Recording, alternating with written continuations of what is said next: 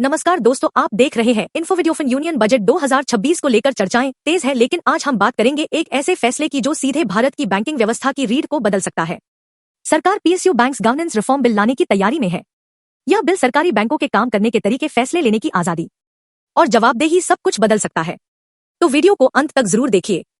PSU banks यानी public sector banks, जिनमें सरकार की बहुमत हिस्सेदारी होती है, जैसे स्टेट बैंक जैसे बड़े बैंक, अन्य राष्ट्रीयकृत बैंक। इन बैंकों की भूमिका आम जनता को बैंकिंग सुविधा, किसानों और एमएसएमई को कर्ज, सरकार की योजनाओं को लागू करना। लेकिन समस्या यह रही है राजनीतिक हस्तक्षेप, प्रोफेशनल मैनेजमेंट की कमी, कमजोर रिस्क मैनेजमेंट, एनपीए, खराब कर्ज की समस्या। इसी वजह से सरकारी बैंक प्राइवेट बैंकों से पीछे रह जाते हैं। अब आते हैं यूनियन बजट 2026 की सबसे अहम संभावित घोषणा पर। सरकार एक new PSU bank governance bill लाने पर विचार कर रही है। इस बिल का मकसद सरकारी बैंकों को ज्यादा स्वायत्त, ऑटोनॉमस बनाना, जवाबदेही और पारदर्शिता बढ़ाना, आधुनिक बैंकिंग सिस्टम के अनुरूप ढालना।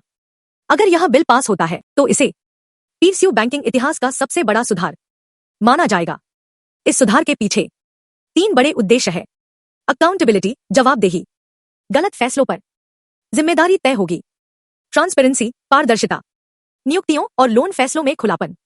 एफिशिएंसी, दक्षता, बैंक तेजी से और प्रोफेशनल तरीके से काम करे। सरल शब्दों में, बैंक सरकार के नहीं, नियमों और प्रोफेशनलिज्म से चले। अब बात करते हैं सबसे बड़े बदलाव की, बोर्ड रीस्ट्रक्चरिंग। नए बिल में प्रस्ताव है बैंक बोर्ड में ज्यादा इंडिपेंडेंट डायरेक्टर्स, फाइनेंस और रिस्क एक्सपर्ट्स की एंट्री, राजनीतिक नियुक्तियों में कटौती, प्रोफेशनल मैनेजमेंट, सीईओ और टॉप मैनेजमेंट को ज्यादा निर्णय की आजादी, performance based evaluation, global banking practices को अपनाना। इससे पीएसयू बैंक्स भी प्राइवेट बैंकों की तरह प्रोफेशनल तरीके से चलेंगे।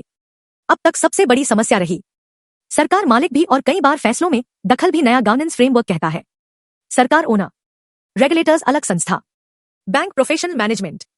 इससे इंटरेस्ट कॉन्फ्लिक्ट कम होगा, रेगुलेटरी क्लैरिटी बढ़ेगी, बैंकों को स्वतंत्र निर्णय मिलेंगे। यह मॉडल अमेरिका और यूरोप में पहले से लागू है। एनपीए संकट ने सरकारी बैंकों को सबसे ज्यादा नुकसान पहुंचाया। नए बिल में advanced risk management systems, early warning mechanism, strong internal audit, global compliance standards, लक्ष्य गलत लोन देने से पहले खतरे को पहचानना। नए सुधार का साफ संदेश, फोन कॉल पर लोन नहीं, दबाव में नियुक्तियां नहीं, ट्रांसफर पोस्टिंग में राजनीति नहीं। अगर यह सही से लागू हुआ तो पीएसयू बैंक्स वास्तव में स्वतंत्र संस्थान बन पाएंगे। अगर यह गवर्नेंस रिफॉर्म जमीन पर उतरा, निवेशकों का भरोसा बढ़ेगा, शेयर बाजार में पीएसयू बैंक्स मजबूत होंगे, एनपीए घटेंगे, बैंक ज्यादा मुनाफे में आएंगे, अर्थव्यवस्था को मजबूती मिलेगी। विदेशी निवेशक भी भारत के बैंकिंग सेक्टर को गंभीरता से लेना शुरू करेंगे। यानी भारतीय बैंक अब सिर्फ घरेलू नहीं, वैश्विक स्तर पर प्रतिस्पर्धी बनेंगे। तो दोस्तों, यूनियन बजट 2026 वास्तव में पीएसयू बैंक्स के लिए एक टर्निंग पॉइंट हो सकता है। दोस्तों, आपका क्या मानना है? क्या पीएसयू बैंक्स को पूरी आजादी मिलनी चाहिए? वीडियो पसंद आई हो तो लाइक करें, सब्सक्राइब करें, शेयर जरूर करें।